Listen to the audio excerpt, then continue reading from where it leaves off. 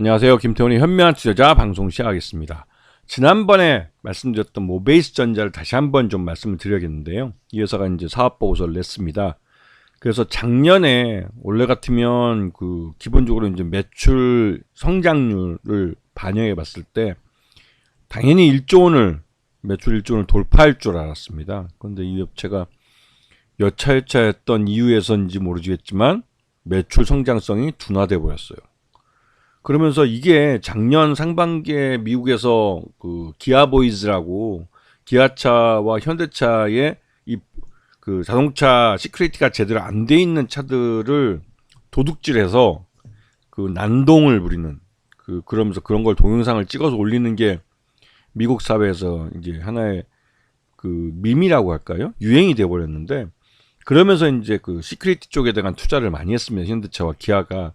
그래서 그거의 반사이익으로 매출 내용이나 이게 많이 늘어날 줄 알았는데, 의외로 좀 매출은 뭐 늘어나다 말고 영업이익은 반토막 이상 나버리고 순이익은 겨우 늘어나는 그런 아주 부진한 실적을 내놨습니다. 거기다가 이제 모베이스 전자는 기본적으로 전체 매출액의 70% 이상은 현대차와 기아에 의존하고 있기 때문에 현대차와 기아의 어떤 정책 목표가 변하면 그 영향을 직접적으로 받는 회사가 됩니다.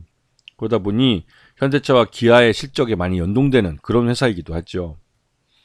그래서 아까 말씀드렸던 기아보이즈 난동 때문에 차량용 보안이 강화되면서 이 모베이스 전자가 주력으로 삼고 있는 자동차 키, 또 이거와 연결되어 있는 안전장치들, 보안장치들, 이런 것들이 매출이 많이 늘어났습니다. 그런데도 불구하고 매출 외형이 늘다 말았다는 건 좀 충격을 줬었죠. 그리고 이 모베이스 전자는 사우디의 시어모터스라고 사우디 정부에서 만든 전기차 회사입니다. 시어모터스라는. 근데 여기에다가 전기차 에어백 시스템의 핵심 부품들을 납품을 합니다. 이게 한 10년짜리 장기 계약으로 알려져 있는데요. 그러면서 이제 모베이스 전자가 현대차와 기아에 의존하고 있는 사업을 다각화하려는 노력을 하고 있는 것이죠. 그래서 작년 2023년 실적을 놓고 보면 전체 매출액의 71%가 현대차와 기아에서 나온 걸 볼 수가 있습니다.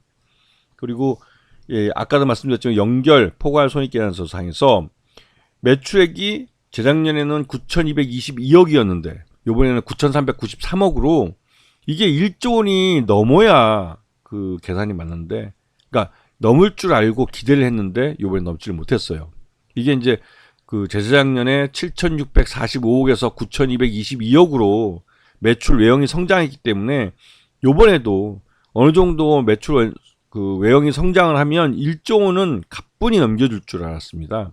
그렇게 하면 당연히 영업이익도 작년보다 늘어날 줄 알았고, 하지만 영업이익 부분에서는 작년 상반기에 인플레이션 때문에 부품들 원가가 굉장히 올랐습니다. 단기간에.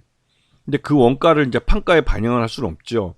그러다 보니 거기서 이제 영업이익률을 많이 까먹었었는데, 그러한 것들이 하반기까지도 어느 정도 이어진 것 같습니다. 그래서 다만 이제 단기 순이익은 그나마도 한 77억으로 전년 67억보다 한 10억 정도 좀 늘어난 모습을 보여주고 있죠.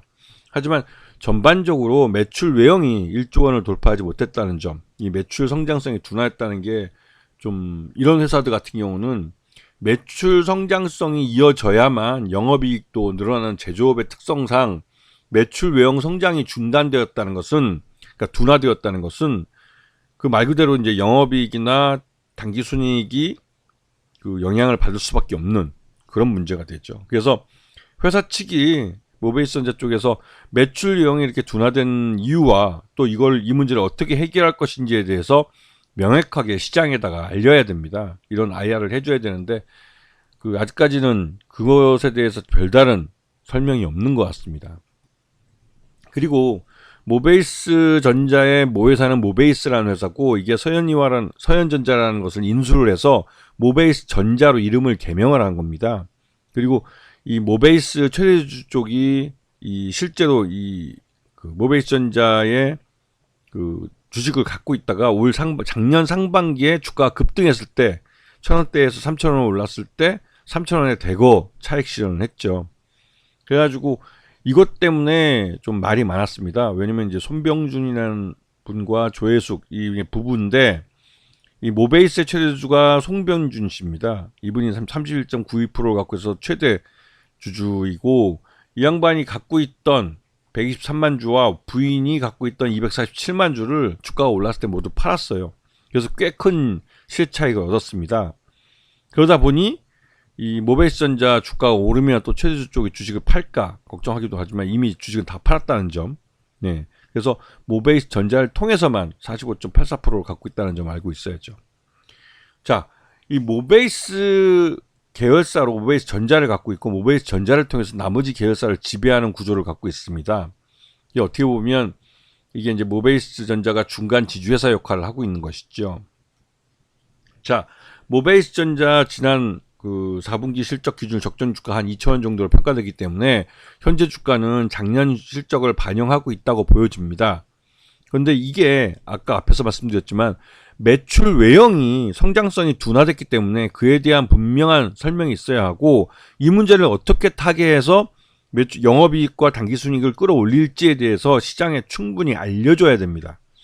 매출형이 지금 현재 매출액인 9,300억대에 멈췄다 할지라도 비용을 줄이면 이 영업이익이 늘어나고 당기순이익이 늘어나게 되는데, 그런 측면, 즉 비용을 줄여서 수익을 늘려서 그 수익만큼 주주들에게 배당으로 돌려주든 어떤 형태로든 주주에게 돌려주는 게 있어야 되는데, 그런 부분에 대해서 모베이스전자는 설명이 좀 많이 부족한 회사입니다. 원래 이제 자동차 부품같이 이제 굉장히 오랫동안 제조업을 해왔던 업체들은 이런 주주 관리라는 걸 잘 못해서 결국은 시장에서 제대로 평가받을 수 있는 회사들도 그 적정한 평가를 못 받고 좀 할인돼서 거래되는 경우가 있죠. 모베이스전자 같은 경우도 대표적으로 그런 경우입니다. 그래서 그런 부분이 참 아쉬운 회사이기도 하죠. 자, 오늘 방송 여기서 마치겠습니다. 감사합니다.